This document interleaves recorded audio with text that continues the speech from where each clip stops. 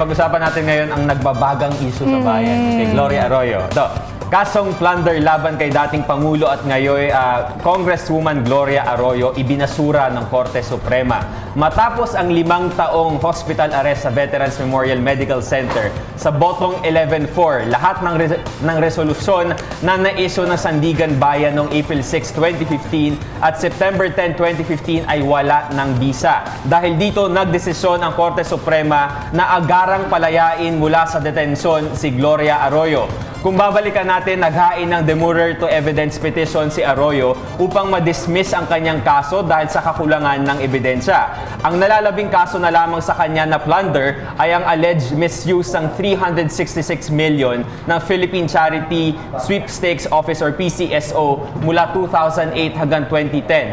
Ang demurrer to evidence ay isang motion ng akusado na inihahain matapos mapresenta ng prosekusyon ang kanilang ebidensya.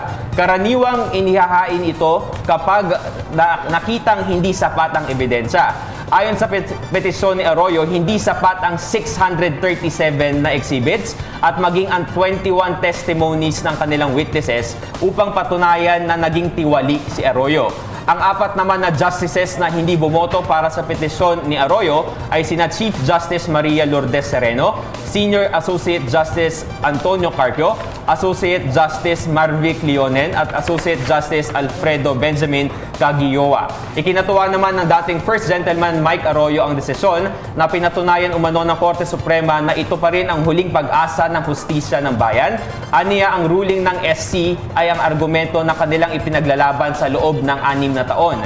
Isa raw umano itong political persecution na pinangunahan ng Aquino administration. At pinasalamatan naman ni Ginoong Arroyo ang lahat ng tumulong sa kanyang asawa at sinabi rin niya na bagong pag-asa umano ang dala ng bagong administrasyon para sa positibong pagbabago. Anong tingin niyo dito? Well, ayon nga sa mga legal experts, kapag daw kasi ang kaso mo ay dinulog sa Sandigan Bayan, kailangan mabibigat na ebidensya na ang ipresenta mo dito. Ang termino nga dito ay yung proof beyond reasonable doubt. Yung walang kaduda-duda talagang nagkaroon ng plunder dito sa kasong ito. Hindi na lang ito basta-basta probable cause. Kailangan walang kaduda-duda.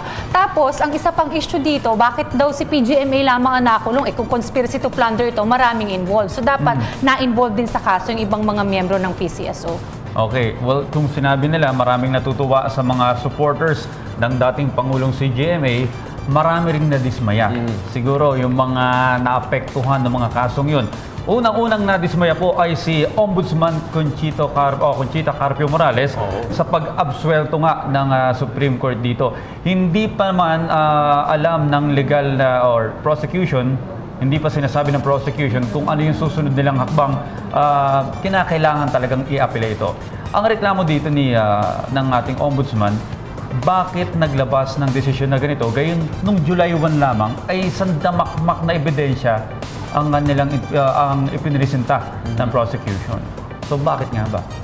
So hinihintay natin yan. Pero yun lang kailangan din natin linawin na walang kinalaman directly yung bagong administrasyon sa desisyon ng Korte Suprema kasi unang-una, yung pinanggalingan, baka na rin yung 9 out of 11, hindi ako sure kung 9, basta doon sa 11 na bumoto pabor kay Gloria, karamihan dito ay appointees din niya before. Pero yung natatanging appointee ni Gloria na nag-go against her ay si Senior Associate Carpio, Justice Carpio. So, hindi natin pwedeng pasalamatan si Pangulong Duterte dahil dito sa desisyon na to. Kaya siguro yun lang paglilinaw na kailangan malaman ng mga viewers natin. Meanwhile, the palace welcomes also the decision of the Supreme Court. Sabi na ni Secretary Andonar, I've read online, na the Supreme Court has decided, so let us respect the decision of the High Court.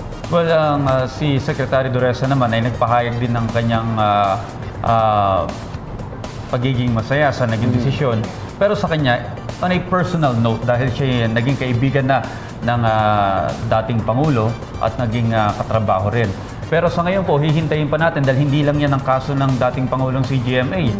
Meron pang malversation of funds, meron pang ibang kaso ng katiwalian. So, last na lang kasi sinabi rin ni Senator Lacson na si Senator Lacson isa to sa pinaka marami pinagdaanan under Arroyo pero wini-welcome niya pa rin yung decision. Kasi for him, enough na raw yung 6 years or 5 to 6 years na detention ni Gloria sa veterans. And I think for humanitarian reasons, so kasi yung health na rin daw ni PGMA, so okay na rin na lumabas siya sa kulungan Yun or nga. sa Veterans Memorial Center. Alright? Pero tandaan natin, hindi lang ito ang kaso ni CGMA. At abangan natin yung prosecution kung anong klaseng apela ang gagawin nila. Alright, ayan, sumula sa ating Teka Moment. Marami tayong pag-usapan ngayong araw tulad na naman ng Golf for Kidney Care 2016 at ang usapang SSS, limang paraan para siyempre makakuha tayo ng serbisyo mula sa SSS. Abangan niyo rin po ang aming mga segments ngayong umaga, ang I Love My Culture, ang ASEAN TV at ang Dermasthetics. At syempre, maaari nyo rin po kami makasama sa pamamagitan ng Facebook sa @facebook.com/GMorningPilipinas at twitter.com/GMorningPilipinas, sa YouTube PTV-PH, ayan, via live streaming www.ptv.ph.